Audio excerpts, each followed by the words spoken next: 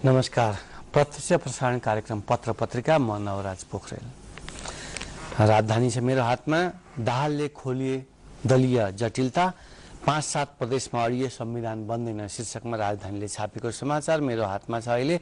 समाचारमा भनिएको छ एकीकृत नेकपा माओवादी अध्यक्ष पुष्पकमल दाहालले संहिताबारे सत्तारूढ दल कांग्रेस एमाले अघि सारेको अवधारणाले संविधान निर्माण नहुने ठोकुवा गरेका छन्।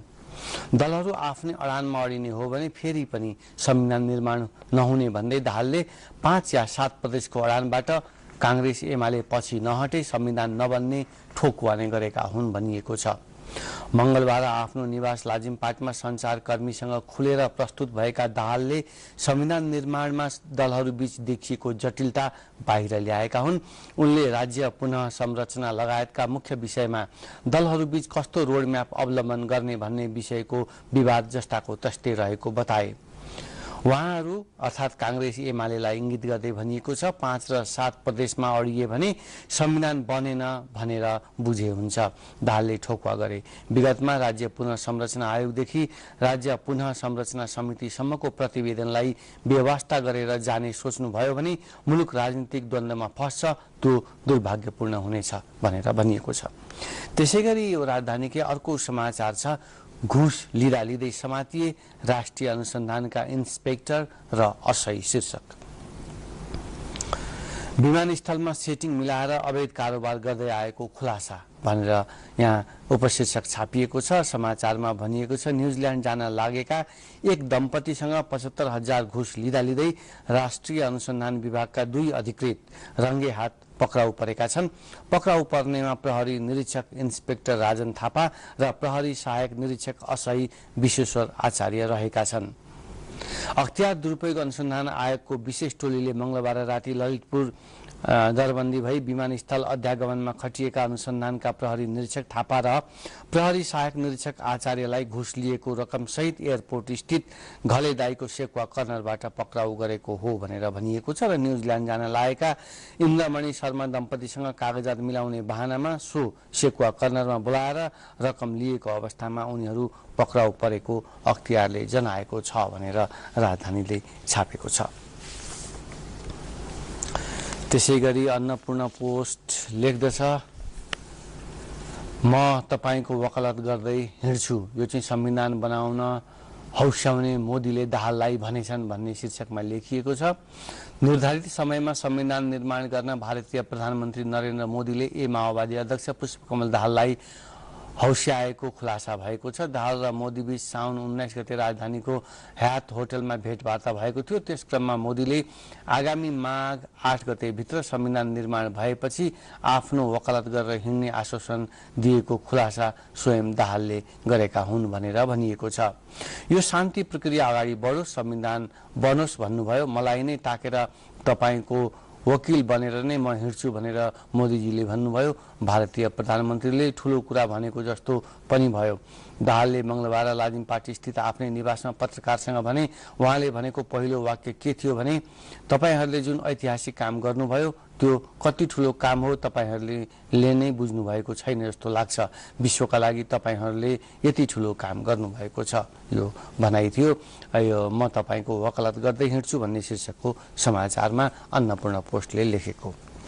21 सदस्यीय आयोग भए स्वतन्त्र न्यायपालिका रहँदैन भनेर अर्को समाचार शीर्षकमा भनिएको समाचारमा पूर्व प्रधान न्यायाधीशहरूले न्यायाधीश नियुक्तिका लागि बढी सदस्य रहने गरी अहिले प्रस्ताव गरिएको न्यायिक आयोग बनाउँदा न्यायपालिकामा राजनीतिक हस्तक्षेप हुने बताएका छन्। न्यायाधीश नियुक्तिमा राजनीतिक हस्तक्षेप हुँदा स्वतन्त्र न्यायपालिका नरहने उनीहरूको ठहर छ भनिएको छ।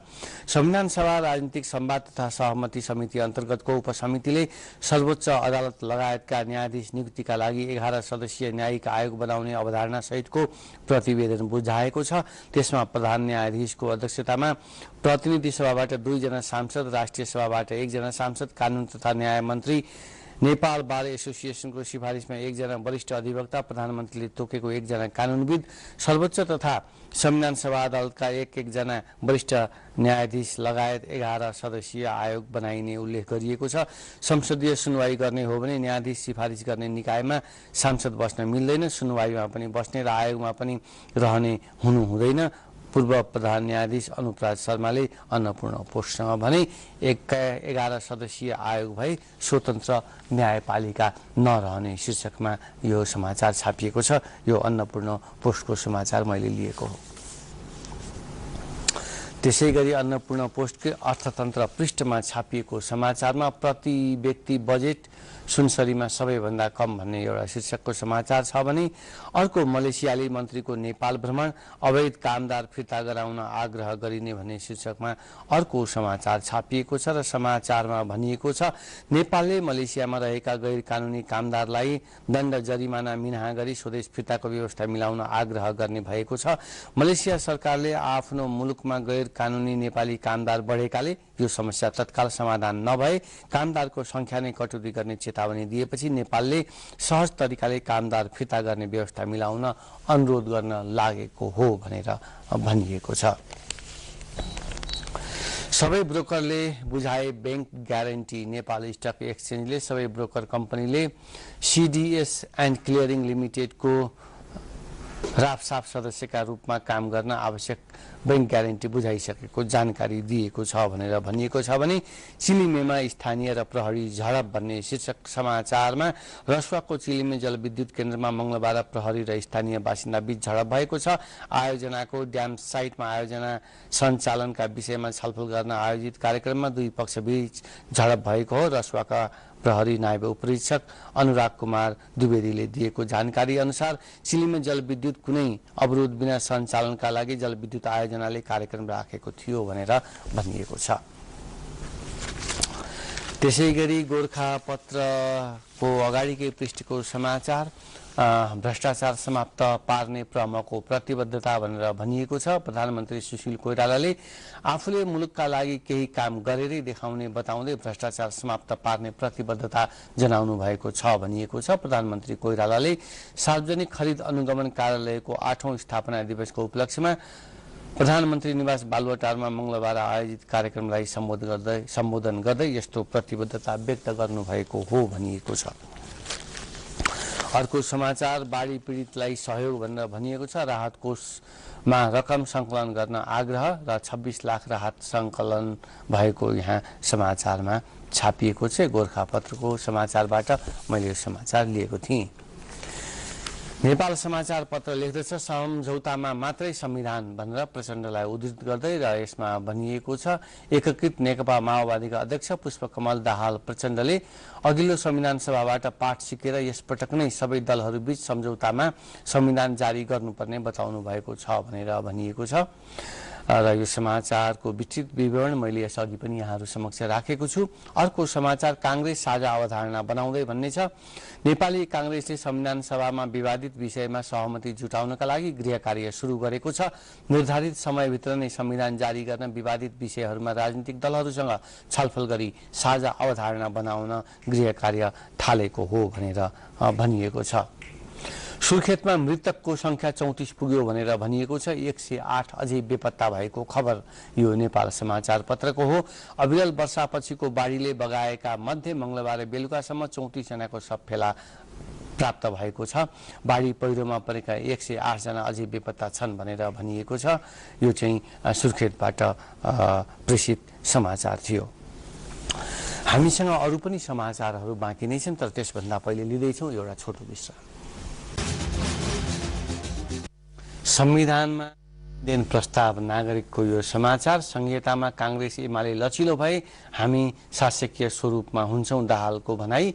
एकीकृत नेकपा माओवादी अध्यक्ष पुष्पकमल दाहालले राज्य पुनर्संरचनामा नेपाली कांग्रेस र नेकपा एमाले लचिलो भए शासकीय प्रणालीमा आफ्नो दल लचिलो हुने बताएका छन् भनेर भनिएको छ। यो समाचार मैले यहाँहरू समक्ष राखिसकेको छु।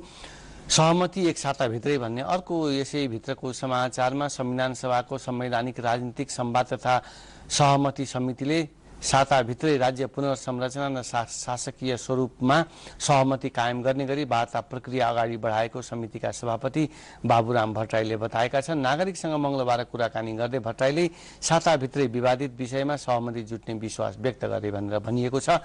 भट्टराईले दलहरूबीच अहिले जिम्मेवारी बोध भएको आफूले पाएको तुरुन्तै सहमति हुनेमा विश्वस्त रहन आग्रह गरे भनेर भनिएको छ। भनेदेखि इबोला भाइरस सन्तास 22 जना निगरानीमा भन्ने यो समाचारमा सरकारले इबोला संक्रमित अफ्रिकी देशबाट नेपाल प्रवेश गरेका 22 जनालाई स्वास्थ्य निगरानीमा राखेको छ। यसमा 2 जना नेपाली सैनिक पनि छन् भनेर भनिएको छ। अन्तर्राष्ट्रिय विमानस्थलमा भदौ 1 देखि सञ्चालित हेल्थ डेस्कले प्रारम्भिक स्वास्थ्य परीक्षणका आधारमा 22 जनालाई निगरानीमा राखेको हो। कसैमा पनि शंकास्पद लक्षण भने देखिएको छैन। शरीरमा भाइरस प्रवेश गरेको 21 दिनसम्म लक्षण देखिने सक्ने हुनाले निगरानीमा राख्नु परेको स्वास्थ्य कर्मीले बताएका छन् भनेर भनिएको छ।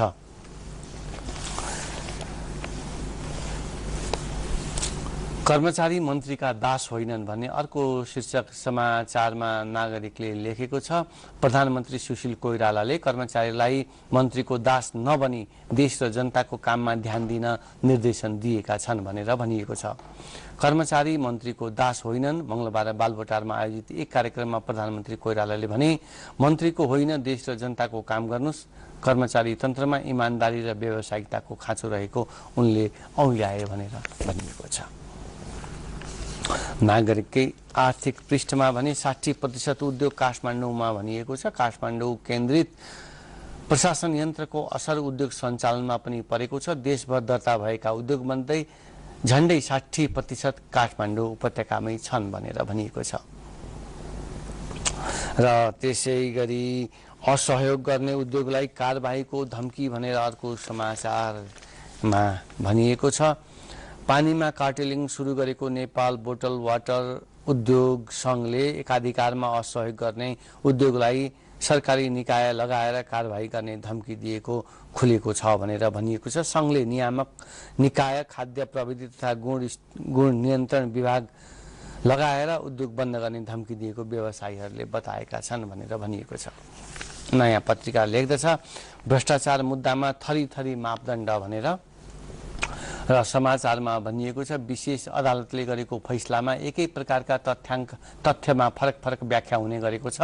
2066 फागुनदेखि 68 सम्मका 15 वटा भ्रष्टाचार मुद्दाको फैसला र त्यसमा प्रयोग भएका नजिकका आधारमा न्याय परिषदले अदालतको त्रुटि औल्याएको हो। परिषदले विशेष अदालतका तत्कालीन अध्यक्ष गौरी बहादुर कार्की, सदस्यद्वय ओम प्रकाश मिश्र र केदार प्रसाद चालिसेको इजलासले सम्पादन गरेको मुद्दा अध्ययन गरेको हो। कार्कीले अवकाश पाइसकेका छन्। मिश्र सर्वोच्चमा स्थायी न्यायाधीश छन् भने चालिसे अहिले पनि विशेष अदालतका अध्यक्ष छन् भनेर भनिएको छ।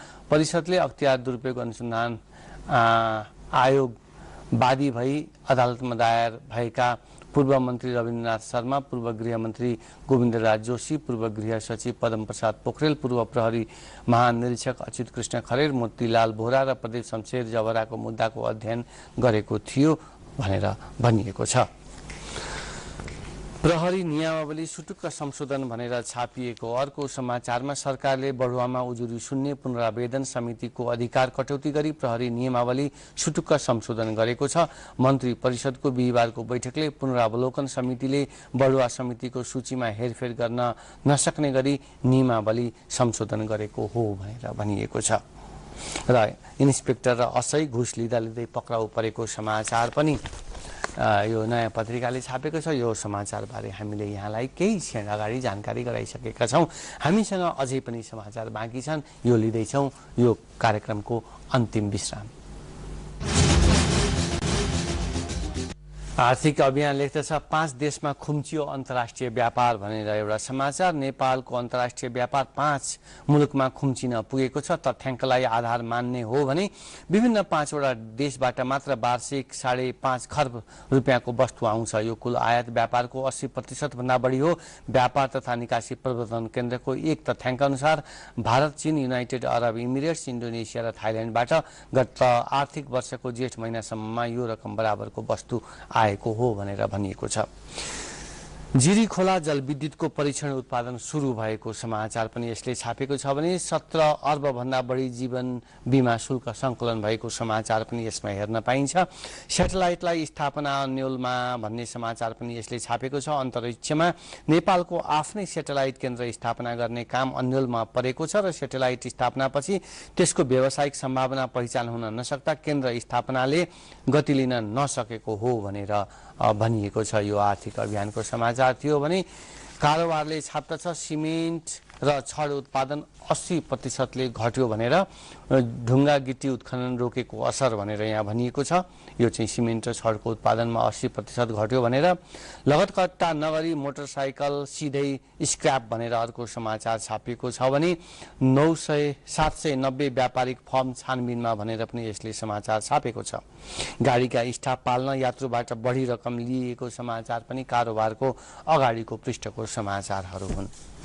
त्यसै गरी आर्थिक राष्ट्रिय दैनिक लेख्दछ 2067 सालदेखि फरार अभियुक्त पवन कार्कीलाई पक्राउ गर्न बाटो खुल्ला भन्ने एउटा शीर्षकको समाचार भने कर्मचारी मन्त्रीका दास होइनन् भनेर प्रधानमन्त्रीले भनेको अर्को समाचारलाई आर्थिक राष्ट्रिय दैनिकले आफ्नो अगाडिको पृष्ठको समाचारमा राखेको छ।